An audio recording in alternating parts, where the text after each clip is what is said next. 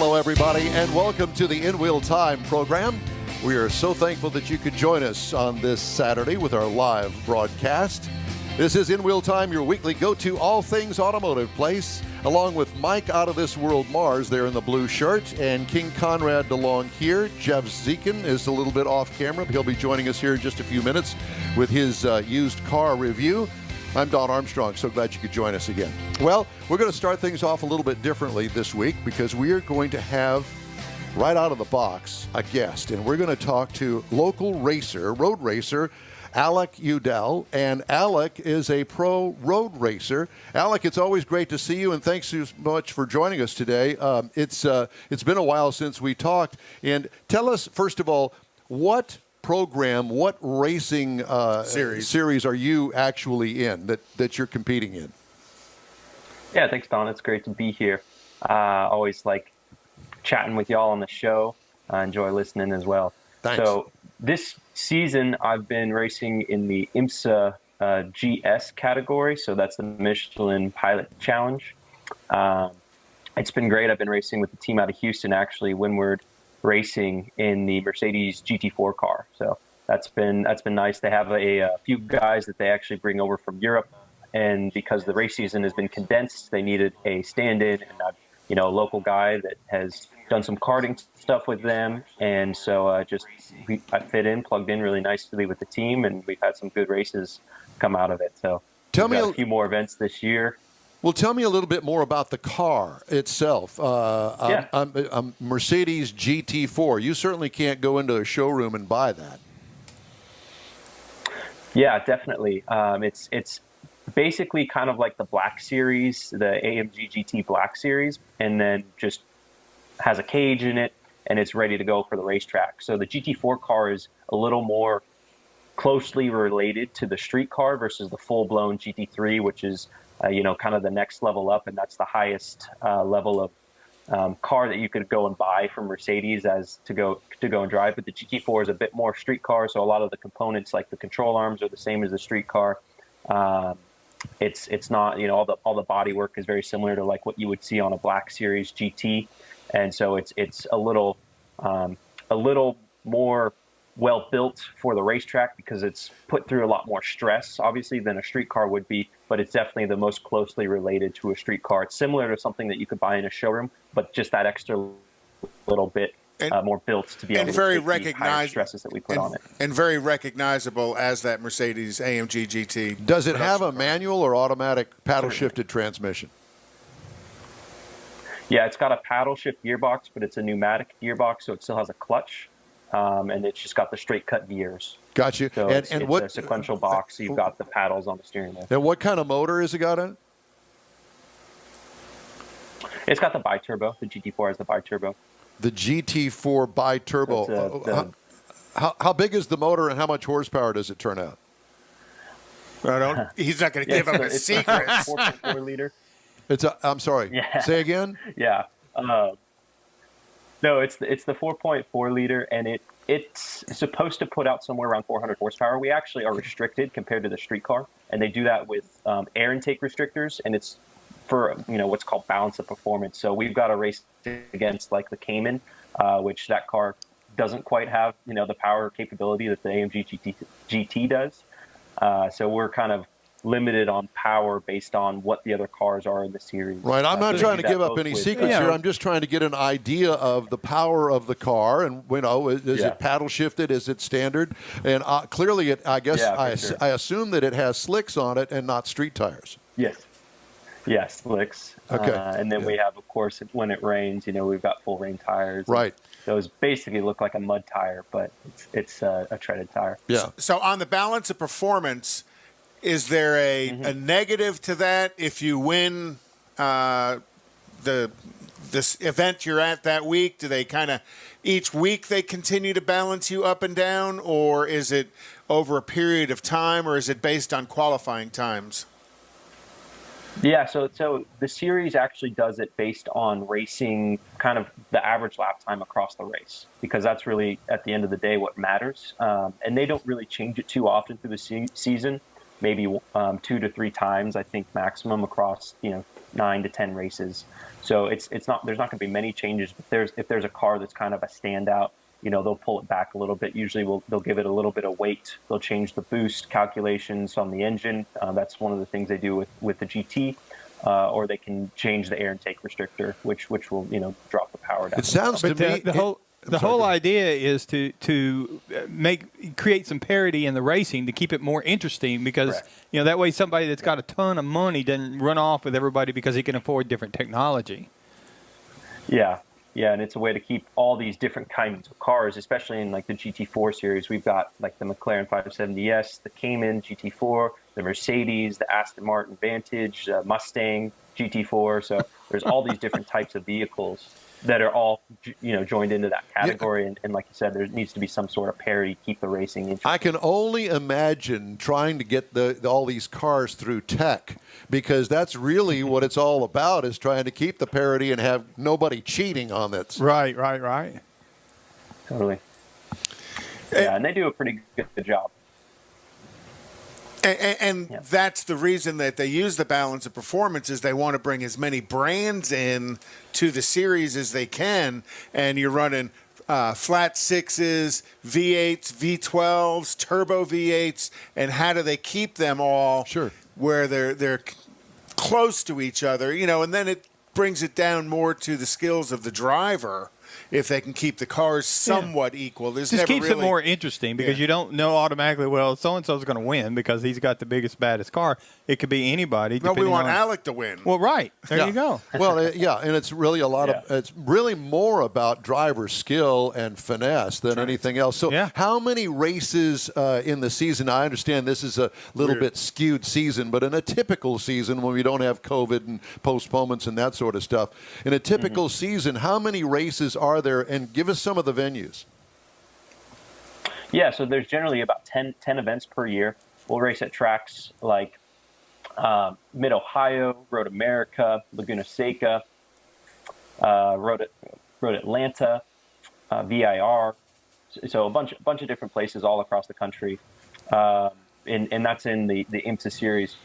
We were supposed to go to Lime Rock this year. That got changed out. We'll race at Sebring, Daytona.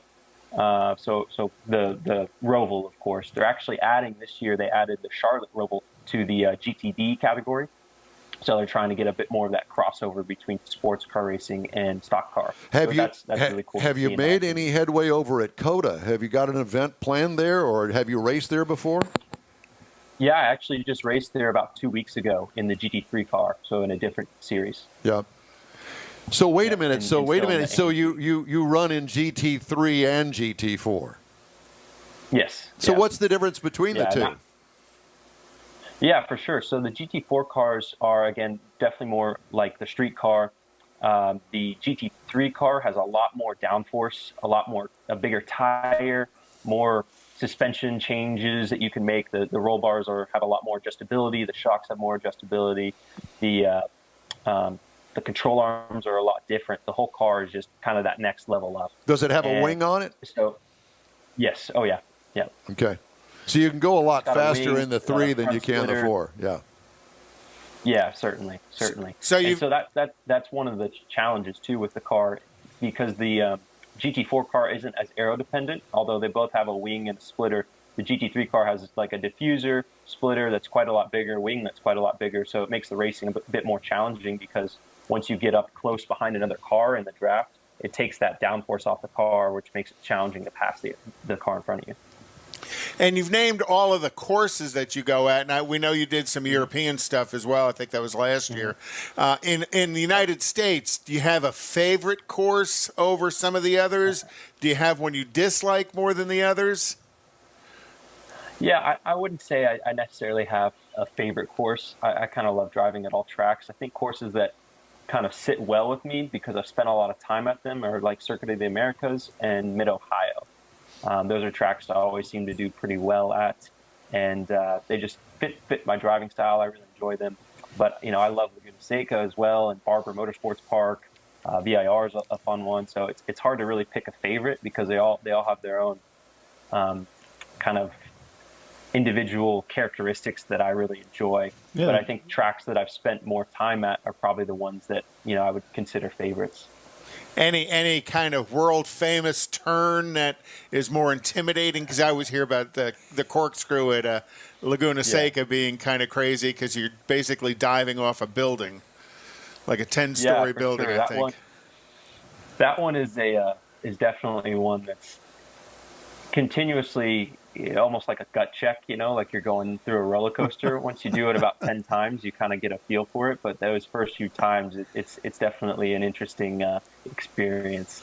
Yeah, and I think the S's at VIR are kind of similar in the sense that you're going up and you're doing, in the GT3 and GT4, really, you're doing about 100 to 120 to 140 mile an hour, depending on the car. And you're just flat out going through S's. And VIR is kind of a narrow track by comparison, isn't it? Yeah, a little bit. Definitely that section. There's only one line through there. So if you're off the line, you're generally off the track. So there's no room for error. Yeah.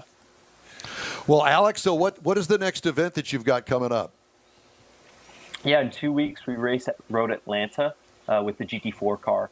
So we'll be heading down there, and I think we just have the one event, just one race that weekend. And is that a Sunday event? It'll actually be, I believe, a Friday event. A Friday event. Yeah. So the way they usually plan the Road Atlanta rounds, it's usually the final round of the season, and then there's a banquet following. So they kind of kept those dates, but we still have races after. Yeah. So you're going to have a Saturday, Sunday hoedown after the race, so to speak. All right. So on a typical race, we'll use this one as an example. So you're going to race on Friday. When will you leave Houston to go there, and will the car arrive at the same time as you do? Are you with the car in the transport? No. So the cars will generally leave 2 days before the scheduled arrival date. So we'll get there on Tuesday to set up the tents and get everything all ready to go. Sure. Then Wednesday we'll have practice. Thursday we'll have another practice maybe, and then qualifying, and then Friday we'll race. Man, can I be you? I want to be you. I don't want to be me anymore, okay? Well, you can come up to our go-kart track. You can pretend to be me. Yeah, and speaking of that, before we let you go, tell everybody about your go-kart track because, unfortunately, I have yet to go, but it's up off of 59. I've seen it. I've seen it through the trees. Yeah, we're up off of South Loop 336 in Conroe. Okay. So we're about 20 minutes from Spring, 20 minutes from the Woodlands area. And the track kind of all spawned out of a desire to bring motorsports close to home. So we helped with the development of the go-kart track down in Angleton at MSR Houston as well. I worked there in a shop for a number of years in high school. And then about when I graduated from college, we were really looking at finding a place where we could bring motorsports close to home and have people be able to come and race in a place that's, closer than an hour and a half away. So that's where the whole idea for the place spawned. And so now we've got this rental go-kart track. We run league races, so you're interested in getting into competition. You've got a place to come and really, it's like $65 for a race weekend. We've got prizes that we run from as well.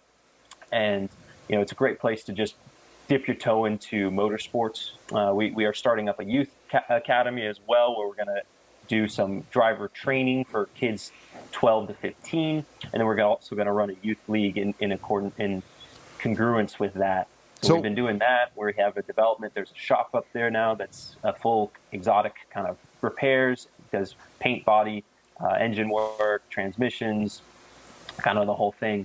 So it's really just a motorsports development center, and we just want to be able to bring everything in connection with motorsports, automotive, kind of all into one place up and close to home for us. So, Alec, clearly that the track has got a website. What is that?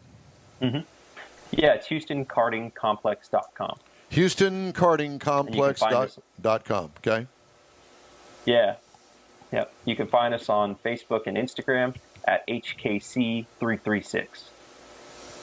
HKC336. Alec, it's great to talk to you, and best of luck here in a couple of weeks. Let's check back in the middle of winter and see how things are creeping up for next year.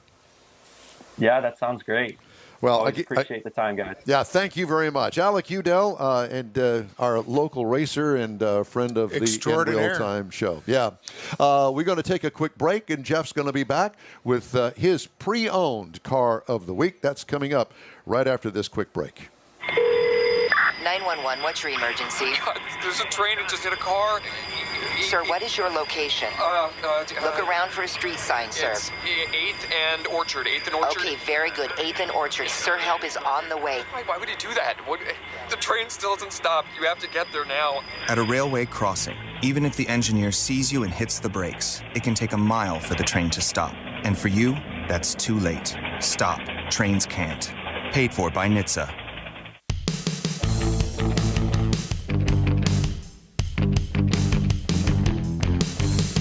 Welcome back to the In Wheel Time program. We appreciate you joining us on this Saturday, or if you're listening to one of our podcasts, thank you for joining us. Our podcast audience continues to grow at a pretty rapid rate. Yep, and we sure appreciate that. At our live show, if you're listening on a podcast, our live show airs every Saturday from 9:30 a.m. until 12 noon.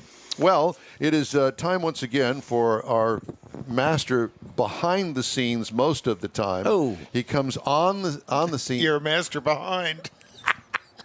Sorry. Here we go. I wandered. Squirrel. You know, we've been pretty much on track this morning until now. Is it me? No, it doesn't have anything to do with you. It has everything to do with Conrad and I, and we're going to try to continue that, if that's wonderful. okay. And so I've only got like 4 minutes. Thanks for sitting down, but you can go back now. And I've only got like 4 minutes. Your time's done. Okay, I'm going to get started here. Okay, so what is the car of the week? It's a 2014 Chevy Silverado dual cab. Okay. Pretty popular vehicle. Yes. And so what we do, just to let you know, is that we do 3 car reviews during our weekly show.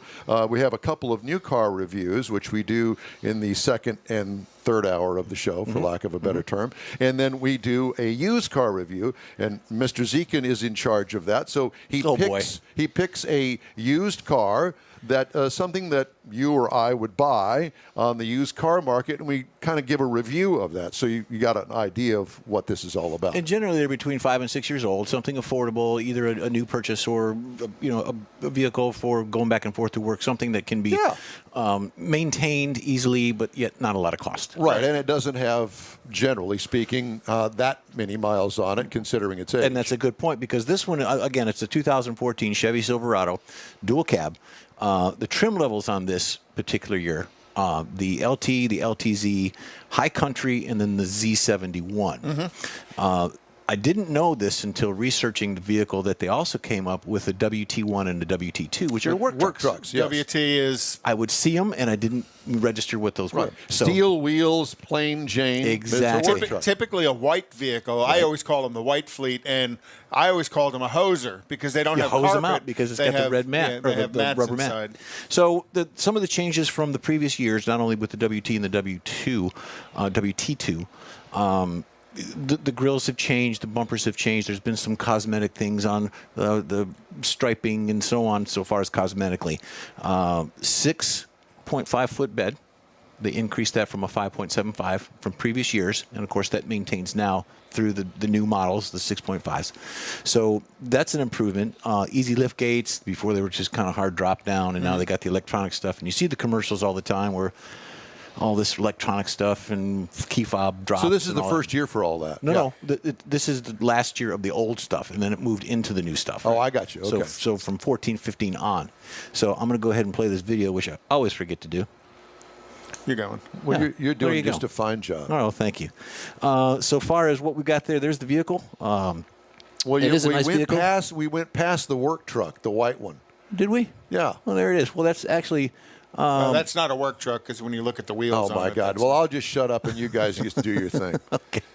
That's just a Silverado. That's just a plain Jane. It's white. It's silver. It's a silver one. Okay. Well, now, I'm going colorblind now, too. But an extremely popular vehicle, because they've sold 200,000, 300,000, 400,000 of them in the year. So they're relatively easy to find on the market as well. Exactly. And the one you're looking at here, actually, it's got the you can get the factory Nerf bars on here or the Hideaway bars, step bars. So this is a good option, and I like the vehicle. This is actually a fleet side. You can see the bubble side panels over the wheel wells. That was for that year as well. Good improvements on it. I like the interior. The interior has, of course, the center pod. General Motors is known for that. All the touches. So 8-inch touchscreen, 40-20-40 split seat on the front, and then of course you've got the room in the back. And then at the higher level vehicles, you can get them with a. So that center console that we saw drop down there on that picture, you could actually flip that up and make that a little seat in the middle for your girlfriend. 3-passenger. Yep, that's it. That's it. Okay. And of course you got the drink holders. Everything's got drink holders in it. So I like the truck. You can get them loaded up. You can get them plain Jane. This was a V6. It actually is a 4.3 liter. I'm trying to do 5 things at one time. V6 4.3 liter also comes in a V8 5.3 liter, 4.3 versus 5.3. More efficient on the V8. Yeah, it would be because you're going to have a 6 or even probably an 8-speed transmission would have been available. 285 horsepower, 305 in the torque. So I thought that was pretty impressive. Not a whole lot. Tow rating for the V6 was 7,200 pounds, and not much more on the V8. Even though it's got the bigger motor. Yeah, but I think the V8 would do it a whole lot better. Right. I think the V6 would struggle at 7,000 pounds. 7,600 on the V8. 18 city, 24 highway, 19 combined. This vehicle had a little over 40,000 miles, and it had been in one accident.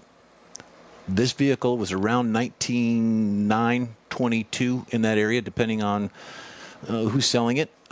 New, these vehicles are probably in the low 30s. So yeah, considering all the rebates and discounts. How many miles did this one have? A little over 40.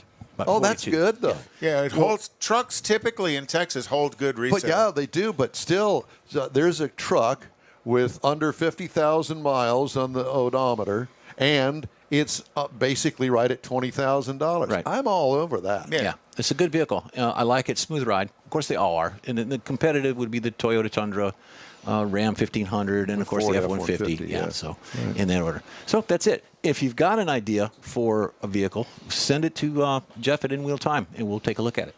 Very good. Thank you very much. Okay. Hey, we'd love to hear your comments or questions. Our email address is info@inwheeltime.com. A splash and go, and we're back with Conrad's local racing shows, cruises, and also the stories making automotive news headlines. So stay with us. Oh, Brad's buzzed. Oh, yeah? Yeah, he's starting with the woots. And now a speech. I just want to say that friendship is about heart and brain. Who's with me? Good thing is, he knows when he's buzzed. And my brain is saying, when it's time to go home, somebody call me a ride. Love that guy. Me too. Know your buzzed warning signs? Call for a ride when it's time to go home. Buzz driving is drunk driving. A message from NHTSA and the Ad Council. A social distancing tip. While the CDC urges you to avoid close contact, like hugging or shaking hands, there are other non-physical ways to say hello. Wave, wink, use sign language, salute, smile, give the peace sign, throw up an air high five, do jazz hands. Remember, stay a minimum of 6 feet or 2 arms length away from others, and stay home if you can. For more info, visit coronavirus.gov. Let's all do our part, because we're all #AloneTogether. Brought to you by the Ad Council.